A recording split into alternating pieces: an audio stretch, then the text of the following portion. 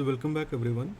We were discussing phase cycling in last couple of lectures, and what we have understood is that phase cycling works by constructive addition of signals. What do I mean by that is, so if you have signal in one scan, so let's say this is scan 1, then you have certain type of signal. Scan 2, you have certain type of signal, and this is the signal which is wanted. So if I now add this two scans, I will get a signal which is where 0 is for unwanted signal and the signal which is wanted is added up, right? So this is the constructive addition here, and this signal is phased out, right? So this is what we have learned, that what we do is we record all the coherences in different scans, in successive scans, and once we record, then we select by we also label, while we are recording, we also label the unwanted signals by different phases, so that when we are adding the successive scans, the unwanted signals are phased out and there is a constructive addition of wanted signals, right? So basically it's a difference approach. So I would say phase cycling is a difference approach where you are rejecting signals based on their magnitude and how they are cancelling with each other, right?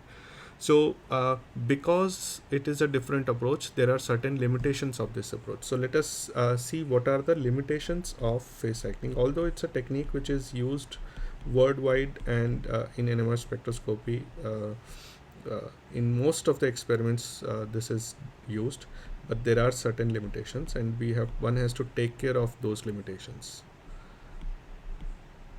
Phase cycling. Okay, so the first and foremost is, because it's based on difference method, it assumes that uh, that between different scans, that is scan 1, 2 and so on, the experimental conditions are constant.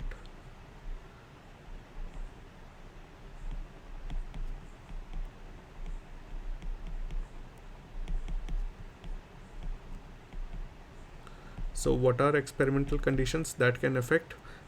Temperature fluctuations can affect, because temperature fluctuations can change the chemical shifts. If chemical shifts are changed, the cancellation of different signals would not be accurate, right? Similarly, field frequency fluctuations, imperfect phase changes, etc., may cause reduction in effectiveness of the field cycle, right? Or phase cycle. So that is one limitation, so that experimental conditions between different scans has to be perfectly matching. Magnitude of wanted versus unwanted signal also makes a difference how effective the phase cycling is. So for example, if the magnitude of unwanted signal is, so let me write magnitude. So if the magnitude of unwanted signal is very large as compared to wanted signal, then any error or any small error in cancellation will give large artifacts which are visible, right? So magnitude of signals wanted versus unwanted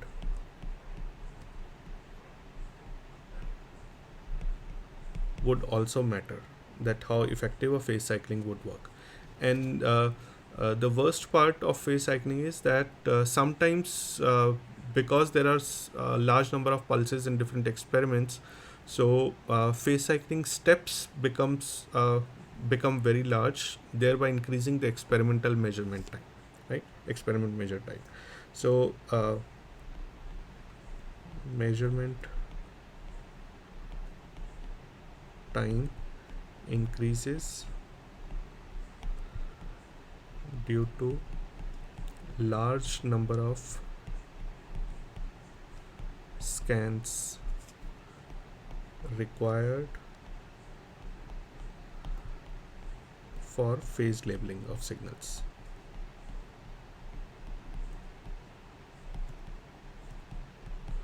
So for example, if you have multiple signals and multiple unwanted signals, suppose in scan 1 only one of the signals gets phase labeled. In scan 2, the other signal gets phase labeled. In scan 3, the third signal gets phase labeled, and so on and so forth. So in such a situation, the number of scans that are required for phasing out of signals becomes large, and that increases the measurement time, right? Because between every scan you have to have the delay time, and that decay time has to be sufficiently long so that the T1 relaxation is complete and all the signal has gone back to z-axis. Suppose if the signal has not gone back to z-axis, again there would be errors in phase cycling, right? So because of all these issues, there is an alternative approach which has been developed, which is called as pulsed field gradients.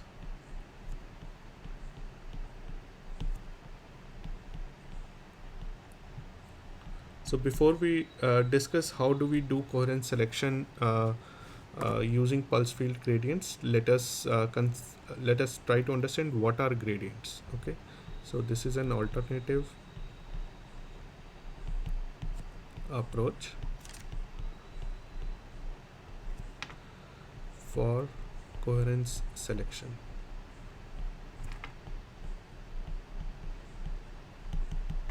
Okay, so what are gradients? So gradients are nothing but suppose there is a time period during which the B0 field is made inhomogeneous deliberately. Okay, so what you do is you apply a certain pulse, uh, gradient pulse. It is called as a gradient pulse because B0 field is deliberately made inhomogeneous.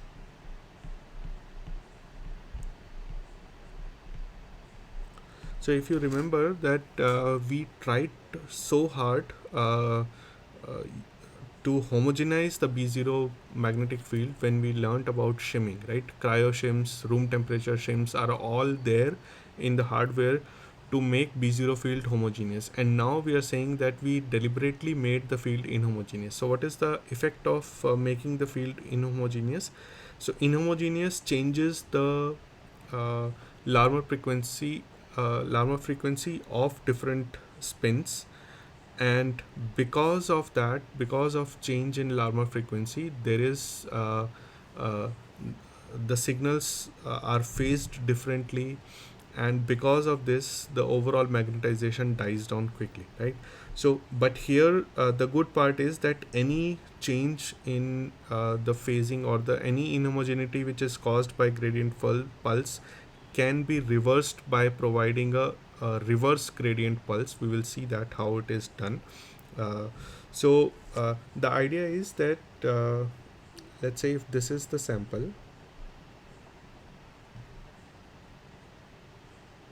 if this is my sample here, and typically we draw B0 magnetic field, we show B0 magnetic field like this. So in this case what we do is, so we increase the magnetic field or decrease the magnetic field, or we change the magnetic field in a gradual way when we are going from uh, uh, top to bottom or bottom to top, right? So as we are increasing the distance, the B0 is changing, right? So there is a gradient of B0. So that is why this kind of pulses are called as gradient pulses, because what they are doing is they are in a regulated manner, they are changing the magnetic field across the sample. So what is the advantage of that? Advantage is that it divides the sample into thin slices like this. Okay, so each slices, you can say, or these are also called as isochromats. So what happens here, in each slice, these are virtual slices, spins in each slice experiences different magnetic field, and thus Larmor frequency is different. So we can write spins in each slice. So from one splice to another slice, experiences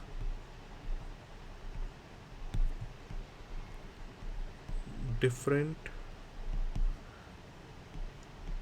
magnetic field, and since Larmor precession frequency is dependent on magnetic field, uh, it has different Larmor frequency. Okay, so that means at the start of, let's say if we are applying a gradient pulse over here, so uh, let's say this is the gradient pulse Gz. So at the start of the pulse, all the spins are phased, are phase coherent. That means if we try to draw it, it looks something like that, something like this. That across the height of the sample. So let's say this is the height. So 0 to z. This is the height of the sample. All the spins are phase coherent, right? So this is how I am just trying to draw. Let's say this is a IX magnetization, in phase single quantum magnetization. Okay, so all the spins are facing towards x-axis, right? So all of them are in one single direction. Now as the time passes, let's say now you are applying gradient pulse, what happens slowly, and it depends on the duration of the pulse, slowly these magnetization will start moving in different directions, right? Something like this.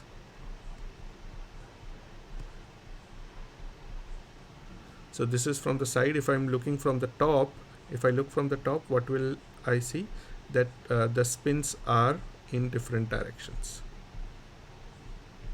That is, all of the spins are dephased. That means now if you calculate the mx magnetization, it will be 0, right? Overall net magnetization along x-axis will become 0 because all of the spins are moving.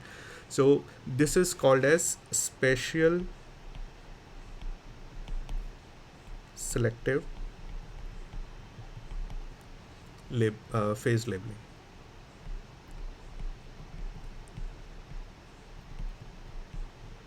Because each spin at a different slice level has different phase, and because of different phase they are pointing in different directions, and because now if you take the overall integral of all of these spins or all of the magnetizations, they will amount to 0 because of overall phase becoming 0, right? Overall because of this dephasing, right? Okay, so let us see what will be the or in other words we can say that the dephasing occurs because coherence acquires spatially dependent phase. The good thing is that, as I said, the dephasing can be reversed by applying a appropriate gradient again. So we will see how it works.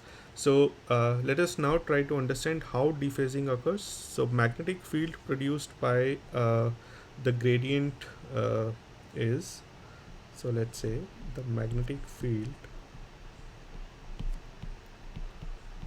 produced by the gradient is equal to, let's say it is called as Bg, and because it is in z direction, so we'll write a z, and Bgz is equal to nothing but z times gradient strength. Okay, so z is the distance from origin. Let's say if this is my sample, this is the sample tube.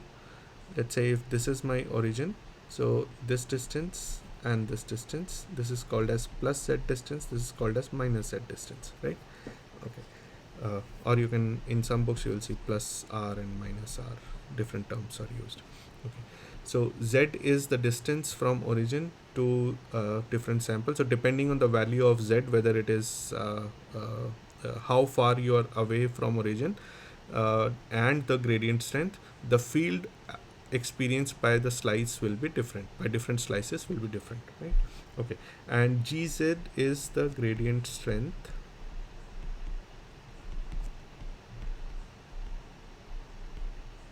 and it is measured in Tesla per meter or Gauss per centimeter, right? Either way you can measure. Both are the Tesla and Gauss both are the units of magnetic field, and per meter because how strong a gradient it is depends on what is the magnetic field, how the gradient of magnetic field is there, right? So that's why Tesla per meter or Gauss per centimeter. Okay. So now the Larmor frequency at any point on the sample in the sample is given by, so let's say omega z will be given by minus gamma b naught, which is nothing but the omega naught part, which is the standard Larmor frequency, minus gamma bg z, right? This is the omega gradient part, right? So omega naught plus omega gradient, so overall it is this. Okay, so now I can always write this as omega naught minus gamma, substituting these values of bg, so I will have z and gz, right? Okay, so now this is my omega z. Now under rotating frame, what happens in rotating frame? Omega naught value goes away, right? So we will have omega z equal to minus gamma z gz. Okay, so now if the gradient is applied for a duration t, let's say this gradient, this is the field, and gradient is applied for a duration t, that is you're applying a pulse field gradient for a duration t, so this duration is t. Okay, so during this duration you have applied the gradient, something like this you can draw. Okay, so if you do that, then what would happen? Then the spatially dependent phase at any given point, so spatially dependent phase, let's call it as phi g. So each spin in different slices will acquire different phase that will be dependent on this additional Larmor frequency. So now this will be gamma z gz and t. Okay, so time will be multiplied with this, so omega t, and this will be the phase acquired. Okay, so now depending the value of z, the phase acquired will be different. So that means if the phase is different, if you take the summation over all z values, the overall phase will become 0, right? So there is no definitive phase. That means all the magnetization goes to 0. So let us take an example to understand this. Let us apply a gradient of strength gz on let's consider the same Ix magnetization in phase single quantum magnetization. So that means Ix, what will be the Hamiltonian here? So Hamiltonian will be minus gamma z gz and t iz, right? Because it is applied along z axis, so iz. Now what will be the result of this operator? So operator iz applying on Ix, and this becomes the angle part. So that means I will have Ix cos of minus gamma z gz and t, right? This is the angle part of this Hamiltonian, plus if z applies on x, so if you remember z applies on x, it will give you Iy, right, with a negative sign. So let me, no, that will be positive sign. Okay, so sine minus sine of minus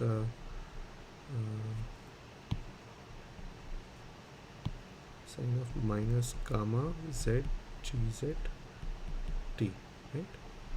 Okay, so now this is nothing but Ix, so negative cos of minus theta is cos theta, so I will take away this negative sign, so cos gamma z gz t, and sine of minus theta is minus sine theta, so I'll take minus out, minus iy sine gamma z gz t, right? Okay, so now if I want to calculate the net magnetization along x-axis, so initially it was Ix, now Ix has divided into or redistributed itself into Ix and Iy, modulated by these cos and sine terms. So now if I want to calculate the net magnetization along x-axis after a duration duration t during which the gradient has been applied, so I can calculate mx of t by doing a simple integration of coefficient of Ix, right?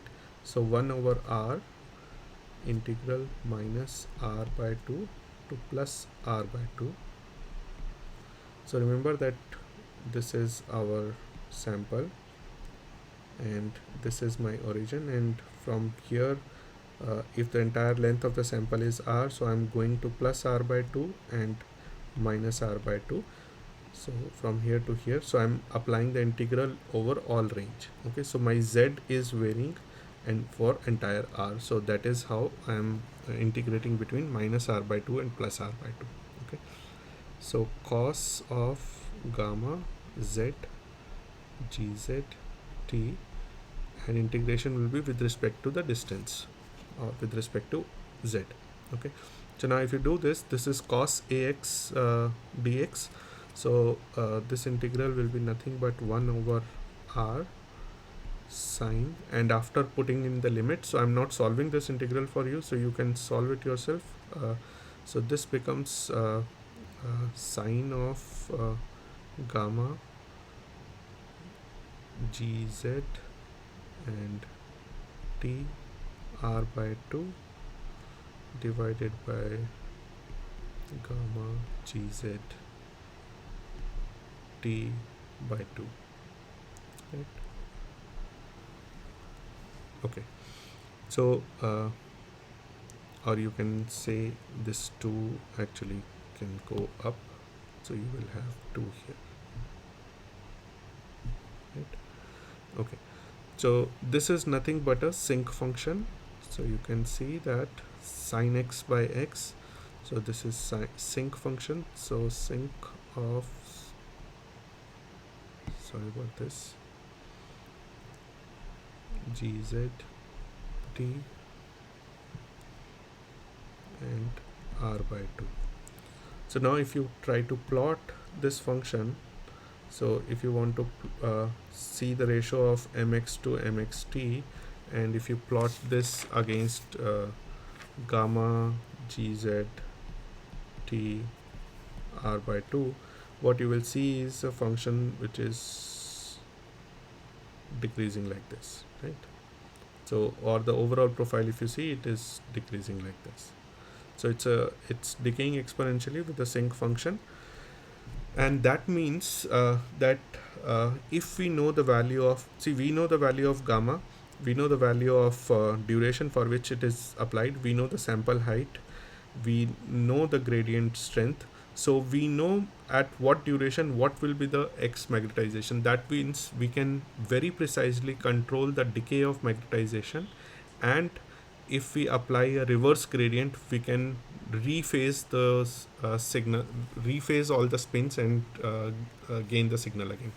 So also in modern spectrometers, in most of these spectrometers, including MRI machines, these gradients are typically applied in X, Y, and Z direction, and not just Z direction.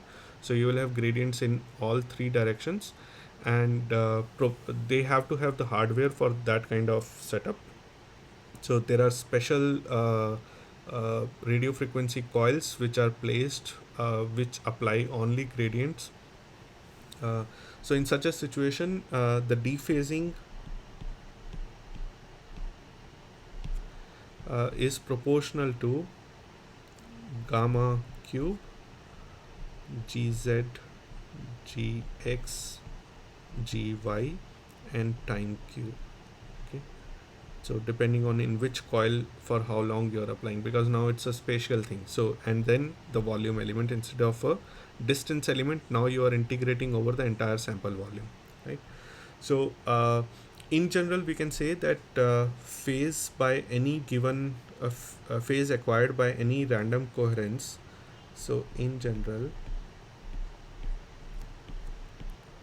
phase uh,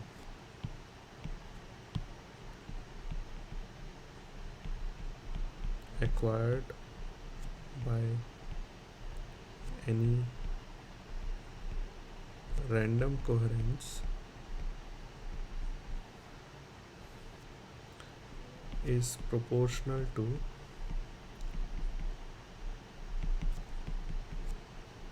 so phi g, let's say, is proportional to bgr magnetic field, which is now instead of z I'm now writing r. That means where r is any given point in x, y and z. Okay, then time duration, then it will depend on gamma of I, and each nuclei or each coherence will have a particular coherence order. So pi summation over all I. Okay, so why I have now included pi? Because like ix had plus or minus 1, so we were considering only minus 1 or plus 1. So now any random coherence will have to have the coherence order also. So so pi is the coherence order and gamma I is the chiromagnetic ratio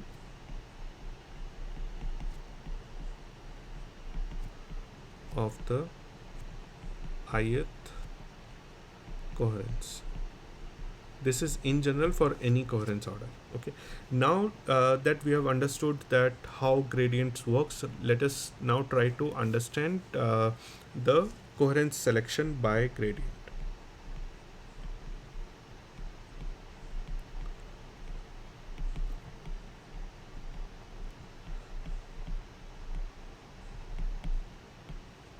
So let us now see that. Let us consider a case in which gradients are applied on either side of a pulse. Let's say you have a pulse here, which is the radio frequency pulse. So if a pulse is applied, you know that uh, uh, let's not give any value. So let us say that this is the initial coherence order and this is the final coherence order.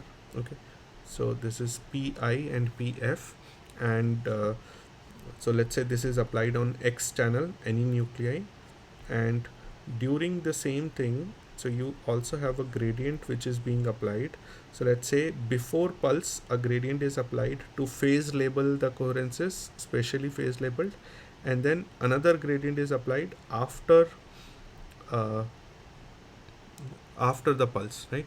So then initial phase for the of the coherence can be given by phi I.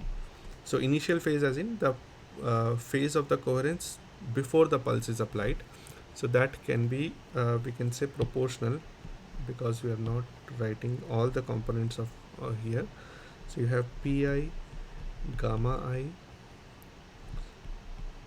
bg1.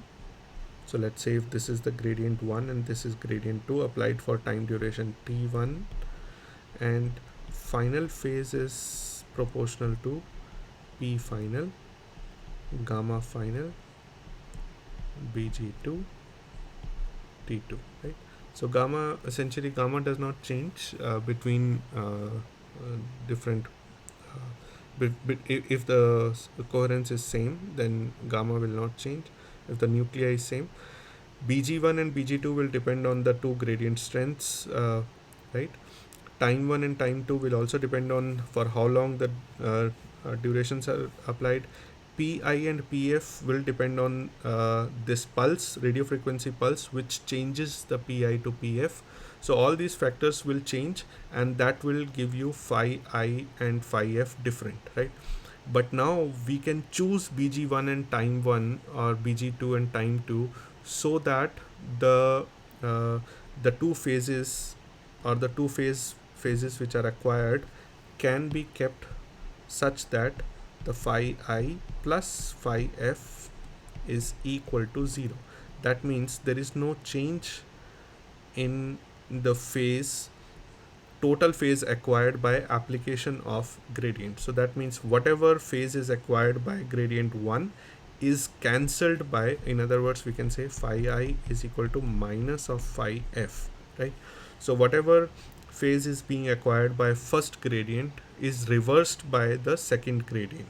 Okay, so if we satisfy this situation, that means the coherence, that particular coherence is not dephased.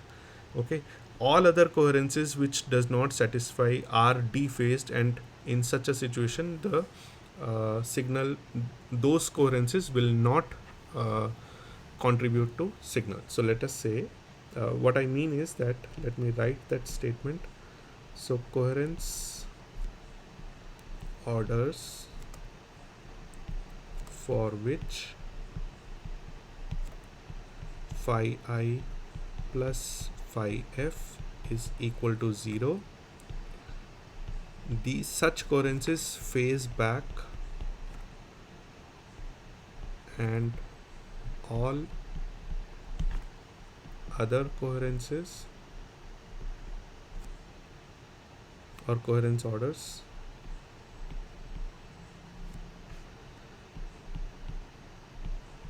remain dephased. Because if it is not 0, then there would be some phase, and that is called as dephasing. So that will be dephased, and thus do not contribute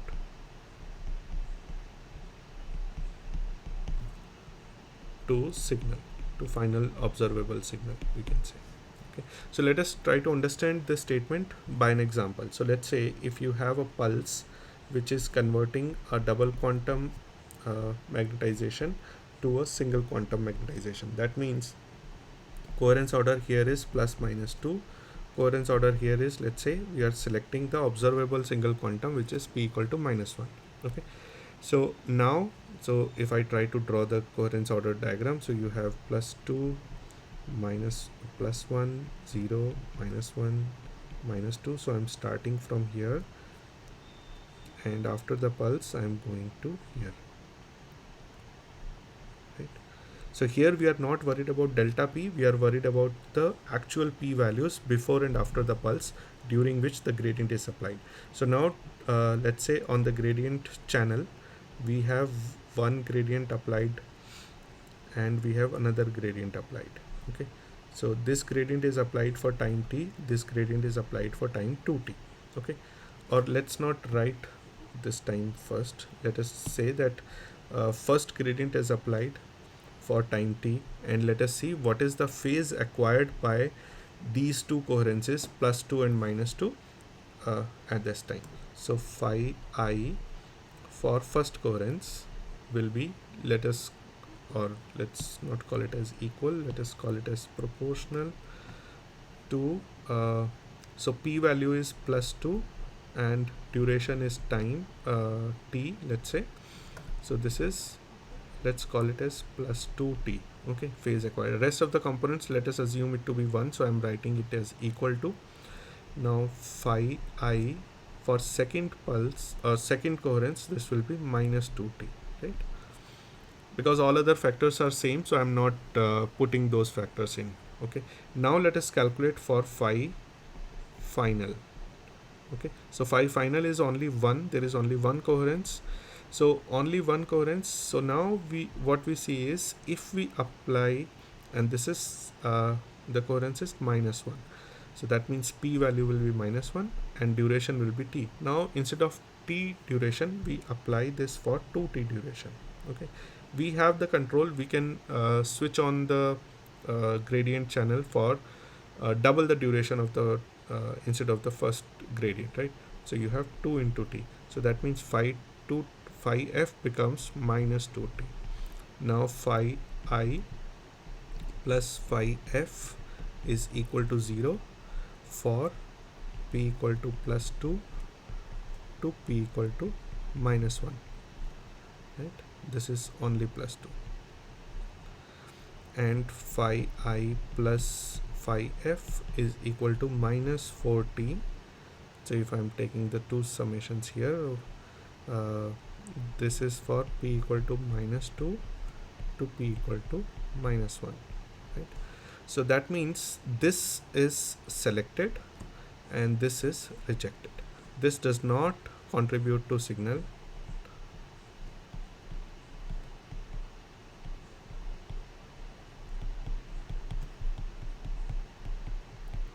because this particular coherence is dephased, because it has acquired a net phase during the two gradients which are being applied, right? While the first signal or the first coherence, which is of double quantum but with plus 2, so which is going from plus 2 to minus 1, survives because there the total phase change is 0 during the gradient which is applied. So the advantage here is, the biggest advantage is that you can discriminate very nicely in a single scan. So one can achieve the coherent selection without having to do difference of scans. You can achieve it in single scan itself, and no difference of experiment is needed, right? So typically what in a given experiment, what is done is phase cycling and gradients are combined to take advantage of both the components, and coherent selection is achieved. So I hope this topic of coherent selection is nicely clear in your heads, and I suggest you do some practice of this, that pick up some examples of taking different coherences of different coherence orders, and see how you can achieve coherent selection between different pathways by applying phase selection, phase cycling versus gradient, using different combination of gradient values, and see if you can achieve that. And if you have any doubts, of course we will discuss during interaction session. That is all for today. In next class onwards, we will try to discuss certain examples of one-dimensional experiments, and we will also move towards two-dimensional experiments now. That's all for today. Thank you.